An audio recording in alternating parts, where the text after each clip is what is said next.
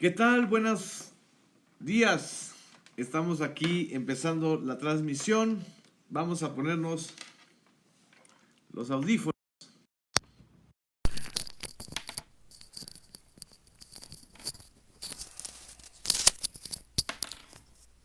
Buenos días, feliz viernes a quienes nos están viendo y ahora que espero que nos estén escuchando. Viernes 24 de enero. Feliz fin de semana para todas y todos los que nos están siguiendo en esta transmisión de la post mañanera. Estoy viendo aquí a Yared Aguilera que se está sumando desde la bella Morelia, Michoacán. Muchas gracias a todas y a todos los compañeros y compañeras que se estén sumando a esta transmisión. A Rodolfo Anduaga, a Virginia Orozco, saludos, muchas gracias. A Ligia Ortiz Uribe, muy buenos días. Buenos días a todos y a todas las compañeras y compañeros de aquí de Puebla. Estoy transmitiendo en la ciudad de Puebla. Estoy en los últimos minutos aquí en esta ciudad después de una conferencia en la Benemérita Universidad Autónoma de Puebla y de la visita a la estación de Canal 14 aquí en esta ciudad.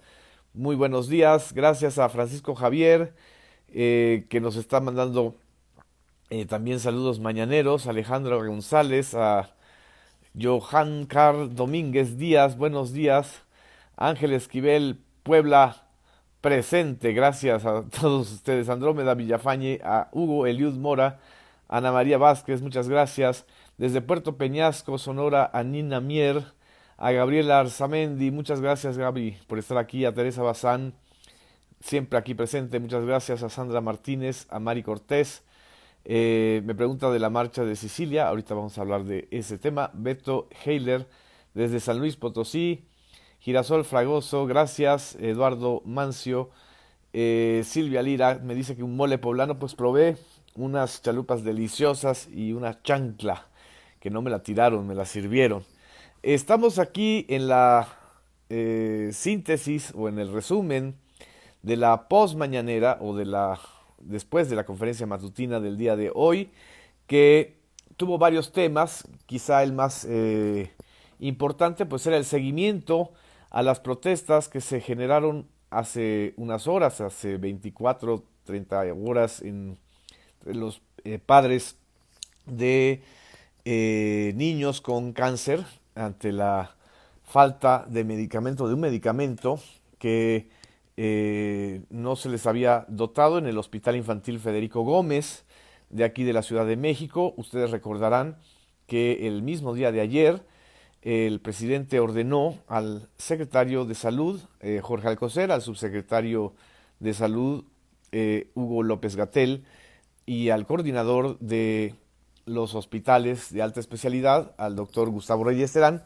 que hicieran una visita a este hospital infantil Federico Gómez, que atiende cerca de 800 casos de niños con cáncer en el país, y lo que informó el subsecretario Hugo López Gatell es que se comprobó que se están utilizando ya los medicamentos para el cáncer que entregó la Secretaría de Salud desde un día antes. El problema de la distribución de medicamentos son los contratos que se tenían amarrados con algunas compañías distribuidoras, más que con los fabricantes, y que, bueno, ellos son los que distribuyen los medicamentos y además operan las farmacias al interior de los hospitales. Ese fue un tema del que abundó también el subsecretario Hugo López Gatell. Reiteró el mismo presidente de la República que existe ya una reserva suficiente de medicamentos y que no debe haber desabasto en ninguna institución pública. Señaló que la Secretaría de la Función Pública continuará con la investigación sobre el incumplimiento de la empresa que surte los medicamentos al Hospital Infantil de México. No sabemos exactamente cuál es la empresa que ha sido responsable en este caso, pero ya desde el día de ayer, y esto lo pongo de contexto, se mencionó a una compañía, a los laboratorios PISA, y creo que hay que también tener el contexto de que los laboratorios PISA no es ni la primera, ni la única, ni la última vez que se le ha mencionado por este tipo de prácticas monopólicas en la distribución de medicamentos en el país. Desde el 2010, la Comisión Federal de Competencia Económica, la COFESE, cuyos integrantes tienen poco o nada que ver con el gobierno de López Obrador, señalaron que PISA junto con otros 4 laboratorios formaban parte de un cártel de licitaciones al Seguro Social y al sector salud en medicamentos y estableció una sanción. Este caso llegó a la Suprema Corte de Justicia en el litigio que manejó la farmacéutica o la empresa, los laboratorios PISA, y en el 2015 ellos perdieron el litigio ante la Secretaría de Salud. Es decir, no es un fenómeno nuevo, no es un linchamiento contra una empresa, es modificar una práctica de colusión, de corrupción y de monopolio de la distribución de medicamentos, y son monopolios además muy criminales que además tienen efectos terribles para la salud. Esto creo que es importante subrayarlo y mencionarlo como contexto. Aprovecho también para mandarle saludos a Alejandro Nano, a Ana Rosa Villamil, que nos está viendo desde Mérida, a mi amiga Delta Conde, también desde Mérida, Yucatán, a Víctor Manuel Ayala, que nos está saludando en la bella Mazatlán, Sinaloa, a Ricardo García Santiago, saludos también. Segundo tema de la conferencia matutina, el Tren Maya. Rogelio Jiménez Pons, director de Fonatur, informó que ya se tuvo o se tienen las bases para la primera licitación del Tren Maya, que se lanzará el 7 de febrero. Hay participación de 65 empresas nacionales, 20 extranjeras, incluyendo una de Portugal, otra de España, otra de Brasil, otra de China, que estuvieron pues en el desahogo de la información. Mostró el cronograma de licitaciones y construcción del Tren Maya, y creo que lo importante aquí es señalar que, por ejemplo, el primer tramo, que es el que va de Palenque a Escárcega, Palenque, Chiapas, a Escárcega, Campeche, la licitación se conocerá el 7 de febrero, el fallo es el 17 de abril y se iniciarán las obras el 30 de abril de este año. El segundo tramo, que va de Escárcega a Calquiní, ambos en Campeche, la licitación también se conocerá el 7 de febrero y el fallo el 17 de abril, y también iniciará el 30 de abril. Es decir, son la primera licitación son 2 tramos que van de Palenque hasta Calquiní, uno Palenque Escárcega y otro Escárcega Calquiní. El tramo 3, que es Calquiní Izamal, Yucatán, el 21 de febrero se darán a conocer las bases. El 30 de abril se dará el fallo, iniciará la construcción el 18 de mayo, y el tramo que va de Izamal, Yucatán, a Tulum, Quintana Roo, las bases de licitación se conocerán el 29 de febrero, y el 4 de mayo estará el fallo, iniciará el 25 de mayo la construcción. Lo mismo para el tramo quinto o el tramo 5, que va de Tulum, Quintana Roo, a Cancún, Quintana Roo. Es decir, el último de los 5 tramos que se licitarán en este año. Quedarán pendientes 2. Se dará a conocer las bases, se darán a conocer el 6 de marzo. El 4 de mayo se dará a conocer el fallo e iniciará el 25 de mayo de este año la licitación. Hubo varias preguntas sobre el tema de medicamentos. No se abundó demasiado sobre el tema del Tren Maya.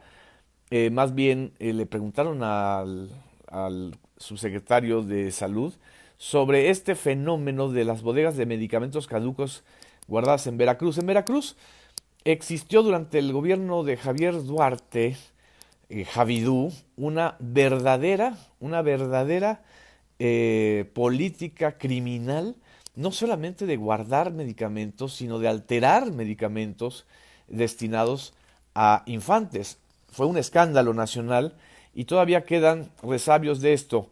La investigación en este caso corresponde a un ámbito a la parte estatal y otro ámbito a la parte federal, y evidentemente pues estará investigando lo que corresponda a la parte contemporánea o a la parte de la responsabilidad del actual gobierno federal. Y si hay alguna por parte del gobierno estatal de Cuitláhuac García, también se tiene que investigar, o Cuitláhuac García, el gobierno de Cuitláhuac, debe investigar sobre esto que ocurrió en el gobierno de Javier Duarte y también en el gobierno de Miguel Ángel Yunes Linares, el exgobernador de origen priista que llegó por el PAN y que bueno, ya sabemos lo que ocurrió en Veracruz.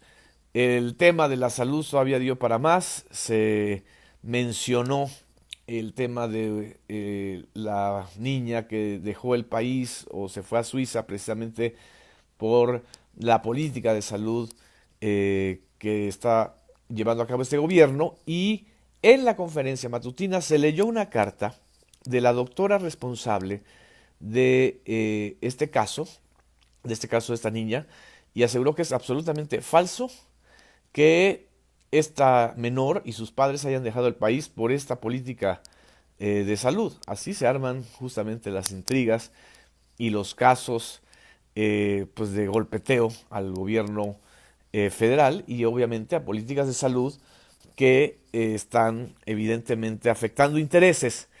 Creo que es muy bueno y es muy importante que se denuncie, que se señale y que también se aclaren este tipo de casos. Dice, excelente la nota de la doctora del Hospital 20 de Noviembre con respecto a la niña que fue a Suiza a terminar su tratamiento, dice Teresa Bazán.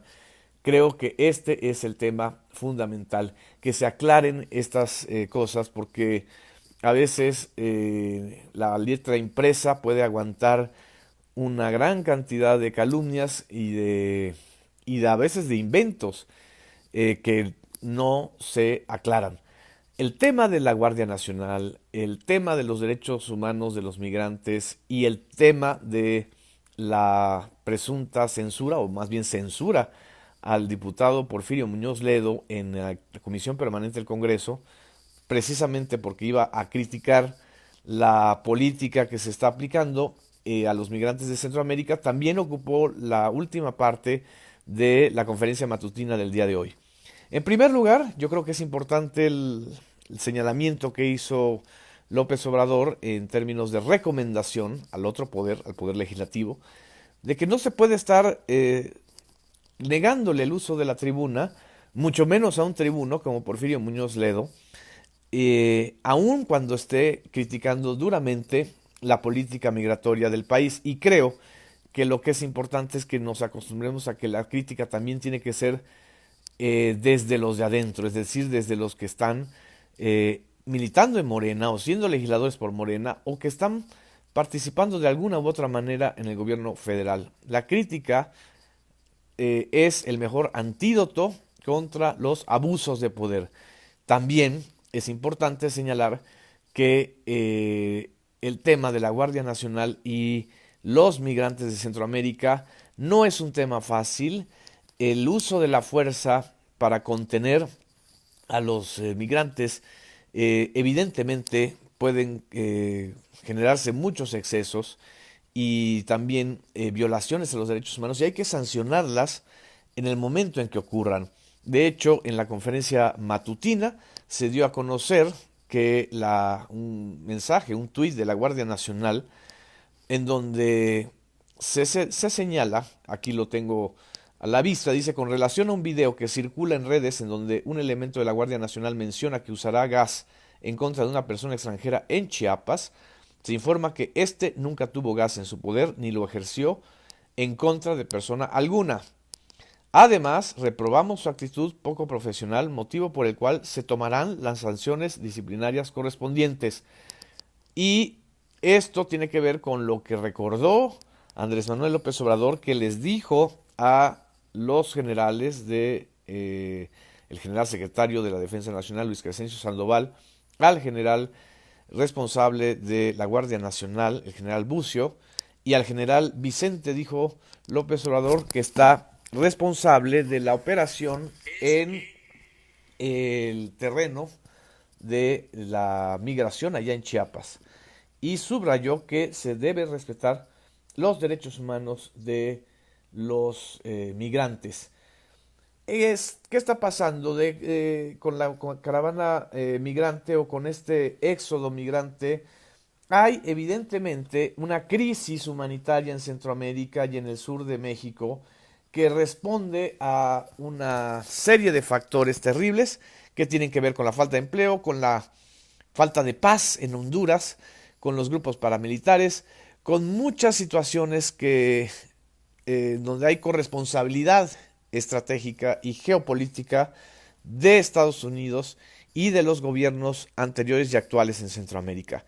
Lo que llama la atención es que esta última caravana, y quizá las anteriores también, no fueron movimientos, como dijo López Obrador, eh, pues digamos que no planeados, es decir, espontáneos, no son movimientos espontáneos de personas que huyen por la violencia, son movimientos organizados, quizá por grupos norteamericanos, quizá por grupos interesados en que el tema migrante se meta en la agenda electoral de Estados Unidos, quizá para desacreditar tanto a México como a los países centroamericanos o generar una percepción, una polarización en torno a la migración, que son ya los laboratorios contemporáneos de la tensión social que se vive en todo el mundo, no solamente en América o en América del Norte, sino también en Europa o en Medio Oriente.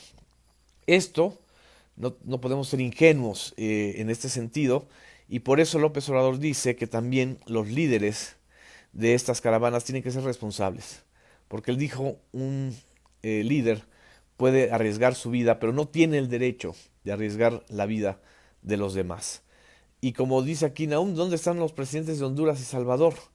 ¿Dónde está la política integral que debe aplicarse?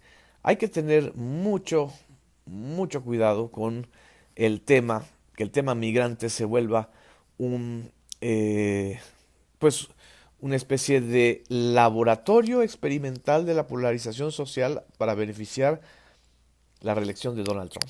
Así de sencillo. Y creo que esto también es importante advertirlo y reflexionarlo e informarlo con los elementos que se tengan de información muy sólidos. Muchas gracias.